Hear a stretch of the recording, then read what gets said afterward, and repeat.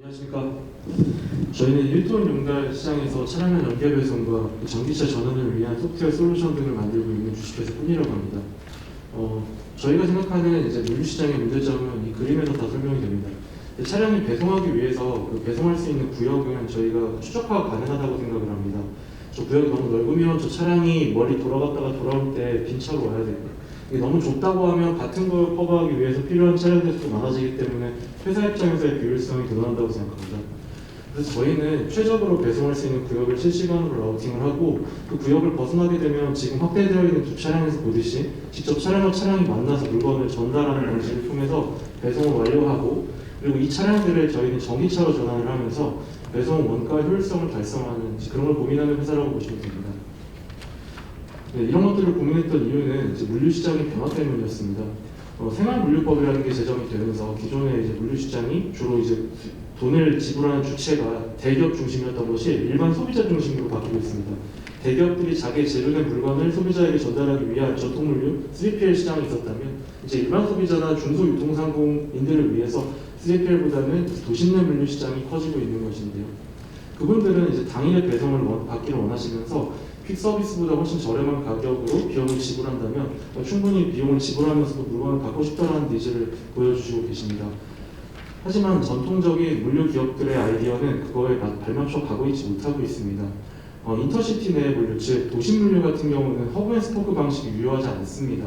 하지만 미들마일 중심으로 사용되고 있는 고정된 물류 창고 방식을 그대로 고수하고 있는 방식을 보여주고 있습니다. 그로 인해서 새로운 곳에 물건을 배송하기 위해서는 MFC를 개설해야 되고, MFC 임차료가 비용의 수익 구조를 악화시키는 그런 악순환을 보여주고 있습니다.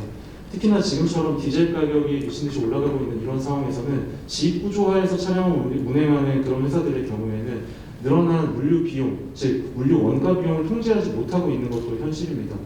저희는 이렇게 소비자분들의 물류 서비스 비용 지출 니즈는 늘어나고 있는 거에 반면에 물류 회사들은 전통적인 시각에서 벗어나고 있지 못한 것을 좀 깨보고 싶습니다. 그래서 저희는 일단 소비자분들이 원하시는 대로 주문을 하시면 1시간 이내에 픽업을 가고, 배송지가 11km 이내면 2시간 이내에 배송을 하고, 30km 이내면 6시간 안에 배송을 완료하는 그런 서비스 형태를 만들고 있습니다. 그게 뭐 웹이든 앱이든 상관은 없고요. 카테고리를 설정하시고 이제 배송지를 클릭하시면 이제 저희는 사진을 통해서 계속 팔로우를 해드리면서 비대면 배송도 해드립니다.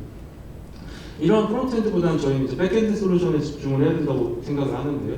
이 백엔드 솔루션이 저렇게 가능한 이유는 기존의 퀵 솔루션, 즉 한 콜 한 콜을 캐치하거나 전화를 통해서 하청 지금 되나요? 뭐 이런 걸 물어보는 방식이던가, 아니면 택배 솔루션, 즉 고정된 곳에 물건이 들어가 나오는 방식에서 탈피해야 된다고 생각을 합니다.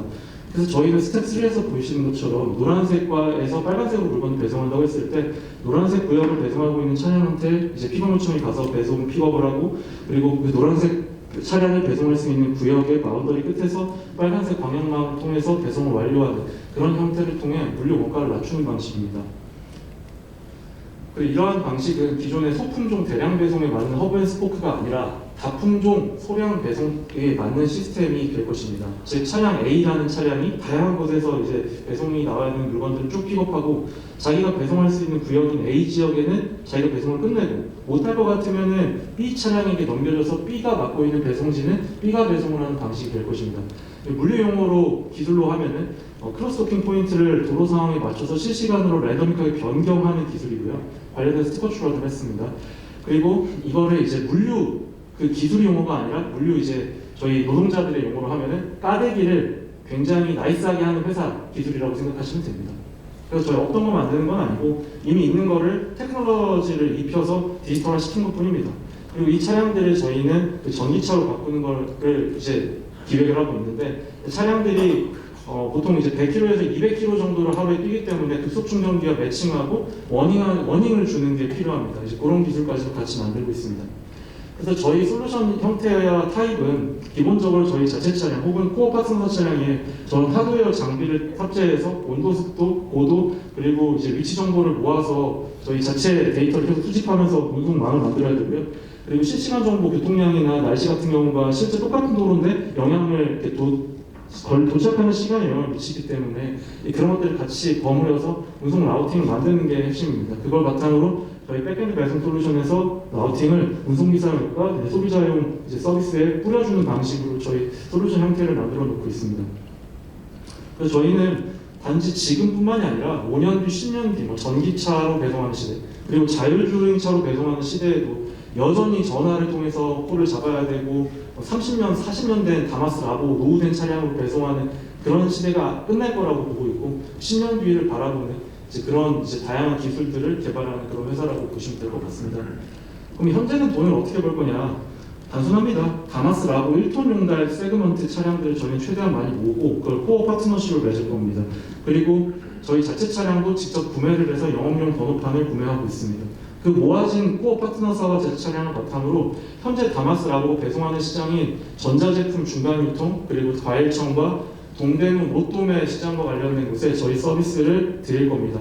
지금 현재 전부 다 수기 장부하고 있는데 저희 ERP 전자적으로 다 바꿔가지고 이용하시는 분들도 가격적 혜택뿐만이 아니라 전자적인 세금 계산서까지 확실하게 끊을 수 있도록 이수금 발생 덜하도록 하게 할 것입니다.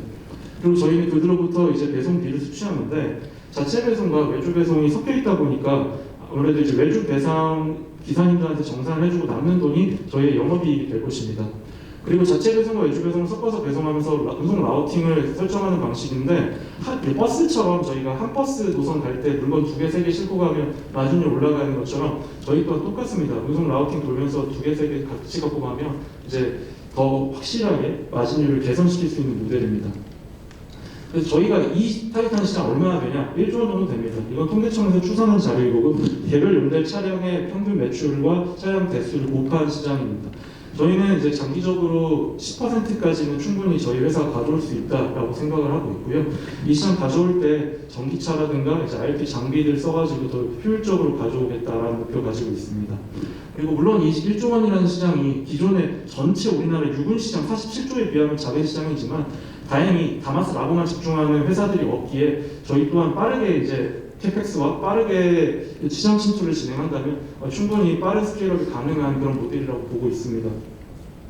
그리고 그래서 저희는 지금 타겟하고 있는 수요 시장인 청과나 전자제품 유통상뿐만이 아니라 향후에는 일반 소비자분들도 중고 거래할 때 저희 거 쓰시거나 아니면 여행짐이나 혹은 케이크 배달 그런 오프라인 퀵 서비스 소액으로 쓰시는 분들도 저희 쪽으로 옮겨올 수 있다고 생각하고 있고요. 그래서 생활 물류 시장이라는 거는 지금도 전통 물류 시장보다 2배 이상 높은 성장률을 갖고 있지만 더 높아질 거라고 보고 있습니다. 그리고 지금 경쟁 시장 구도는 다음과 같습니다. 주로 택시 시장으로 비유를 드리면 좀 설명이 쉬운데요. 개인 용달 1톤 이하 용달 시장은 전부 다 법인보다는 개인 택시처럼 하나하나 파생되어 있는 사업자를 갖고 있는 시장입니다. 저희는 그 개인 택시들을 모아서 택시 회사를 설립하겠다라는 그런 포부인 거고요. 택시 회사 그냥 설립하는 게 아니라 데이터화하고 전기차화해서 운송 원가 효율을 달성하겠다라는 그런 회사입니다. 특히나 1톤 용달 차량의 대부분 세그먼트를 갖고 있는 다마스 라보 같은 경우는 단종이 됐습니다. 어쩔 수 없이 모든 용달 시장, 모든 화물 운송 시장에서 가장 빠르게 전기차로 전환될 수 있는 시장입니다. 저희가 가장 먼저 빠르게 침투해서 전기차로 바꿀 겁니다. 그리고 저희는 향후에는 저희만의 배송비를 낮추는 솔루션, 그리고 예상 견적과 시간을 먼저 선 디스플레이 한다는 시스템이 퀵 서비스나 다민 택배 그것보다 우월할 수 있다고 생각하고 그 시장도 같이 침투해 볼 수 있다고 생각을 하고 있습니다. 그리고 저희가 전주에서 파일럿 테스트를 끝낸 거를 바탕으로 내년 상반기에는 서울에서 파일럿 진행하고요. 서울에서 파일럿 진행한 데이터들 가지고 좋은 데이터들이 나온다고 하면은 충분히 서울과 비슷한 영역의 집적도가 높은 도시에서 저희 솔루션이 워킹할 수 있다고 생각하고 내후년에는 글로벌 모델까지도 꿈꾸고 있습니다.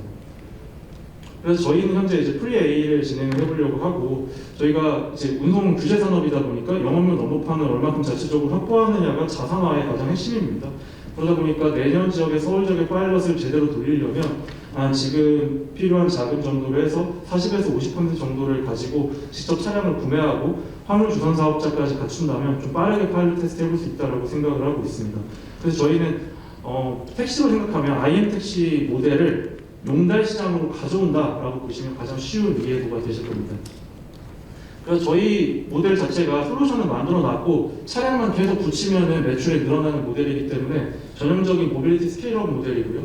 그래서 기본적으로 저희는 특히나 영업용 번호판을 확보하기 때문에 차량을 사고 캐펙스를 하는 것 자체가 자산화가 된다는 장점 또한 갖추고 있습니다. 그래서 이런 것들을 하고 있는 저는 6년 동안 인터넷 미디어 몰리 분야의 투자자였고요. 투자자 출신으로서 현재 비즈니스 모델에서는 이제 PM 역할을 하고 있고, 저희 팀원들은 제가 부족한 것들을 채워줄 수 있는 개발자 출신이라든가 이런 분들을 가지고 진행을 하고 있습니다. 네, 지금까지 새로운 도시문물 시장에서 새로운 기술과 새로운 사업 모델을 고민하고 있는 주식회사 뿐이었습니다. 감사합니다. 네, 발표 잘 들었습니다. 그럼 심사위원들의 질문 받도록 하겠습니다. 네, 설명 잘 들었습니다. 기존 시스템하고 차이점이 말씀하신 그 기존에는 소규모 물류센터 압도도라고 부르시는 게 필요한데 지금 새로운 솔루션에서는 허브 없이 차량에서 차량으로 이제 이렇게 물류가 이동하는 그런 시스템인 것 같아요. 근데 지금같이 이제 교통 예측이 좀 어려운 그런 상황에서는 차량과 차량 간의 그렇게 그 물류 이전이 상당히 고난도 기술이 필요할 것 같은데 거기에 대한 솔루션을 준비되어 있나요? 예. 네, 좋은 질문 해주셔서 감사합니다. 저희가 그래서 지금 저희가 어떻게 데이터 수집하고 모으는지에 대해서 설명을 많이 안 드리긴 했는데, 사실 저희 백엔드 데이터에서 직접 도어 데이터를 저희 차량이 직접 수집합니다. 그래서 11시, 8시까지 직접 돌면서 수집하고 배리언스 값을 다 측정을 합니다. 그러면 똑같은 길인데 캐빈 시간이 얼마나 걸리는지, 비가 오면 얼마나 걸리는지 그 변수들을 다 긁어올 수 있습니다. 그걸 바탕으로 그 구간마다의 얼만큼의 시간이 걸리는지 예측할 수 있습니다. 특히나 저희 차량을 가지고 좌표를 찍으면서 돌기 때문에 뭐 A131이라고 하면은 저희 내부적으로 A131이라는 포인트가 하나라서 거기에서 차량 두 대를 대체하는 게 쉽습니다. 또한 이 부분과 관련돼서는 이제 저희 같은 경우는 1톤 용달 차량이라는 차량 세그먼트를 한 종류로 통일을 하고 있습니다. 그렇기 때문에 어떠한 구역에서도 차량을 파킹을 10분 정도는 대한민국이 용인을 하기 때문에 10분 정도의 파킹 그 차량의 곁에 세워두는 정도에서 물건을 전달하는 게 크게 어렵지 않습니다. 답변이 되셨을까요? 감사합니다. 이 파일럿 테스트의 비용이 상당히 많이 들어가는 이런 상황인데요. 그 테스트가 실패를 할 수 있는 부분이기 때문에 실패를 했을 때 어떤 플랜 B나 이런 부분에 대해서도 대비가 되어 있는지 궁금합니다. 일단은 말씀하신 대로 저희가 이제 아직 뭐 매출도 없는데 플레이 하면서 이렇게 비용 쓰면 어떡하냐라고 이제 많이 걱정하실 건데요. 위에 보시는 차량 혜택에 대한 자랑같이 보시면 좋을 것 같습니다. 저희가 차량을 연비에 배송 이게 뭐가 됐든 이제 그러한 솔루션으로 운송 효율이 떨어진다라는 게 나온다 하더라도 실제로 유닛 이코노미는 유지가 됩니다. 무슨 말이냐? 보통 다마스 라보 차량 한 대가 1년에 버는 매출이 3천만 원에서 8천만 원입니다. 저희 연계 배송 같은 거 없이. 그렇다고 하면은 그 차량이 평균적으로 낼 수 있는 매출은 5천만 원이고, 그럼 저희 솔루션 같은 거 하지 않아도 저희가 차량을 자체적으로 확보하면 5천만 원, 그러니까 1년에 차량 한 대가 5천만 원 벌어줄 수 있다는 계산입니다. 그러면 특히 이제 이 운송기를 진짜 뽑아서 3천만 원을 주고 뽑아서 3년 동안 굴린다고 하면 1억 4천 정도가 들어가는데, 저희 이제 매출이 5천만 원 3년 동안 된다고 하면 충분히 이제 차량 하나당 BEP는 4년째부터 나오니까 사실 우리가 감안한다고 치더라도 제가 어떻게든 3년 동안 물류회사로서만 그냥 굴려도 충분히 투자금을 다 회수할 수 있다는 그런 여론이 도달을 하게 됩니다. 그리고 그냥 만약에 다 모르겠고 그냥 청산을 하자라고 극단적으로 해도 저희는 이제 차량을 획득할 때 영업용 넘버판의 가격이 남기 때문에 이제 그 부분 같은 경우는 다시 청산을 한다고 해도 청산의 가치가 제로인 회사가 아니라 꼭 저희 회사의 투자금의 50%는 남는 회사가 되겠습니다. 그럼 투자금 50%를 영업권을 사는 데 쓰고 있기 때문입니다. 대한민국 같은 경우는 유상운송에 대한 규제가 있는 나라라서 IFC처럼 택시 영업용 번호를 사는 것 말고는 화물에서도 이러한 시도를 하지 않는 이상 제대로 된 스케일 모델이 나올 수 없다고 저희 생각하고 있습니다. 그래서 좀 어렵지만 하이캐펙스가 들어가는 이제 이런 모델을 이제 꿈꾸고 있습니다. 감사합니다.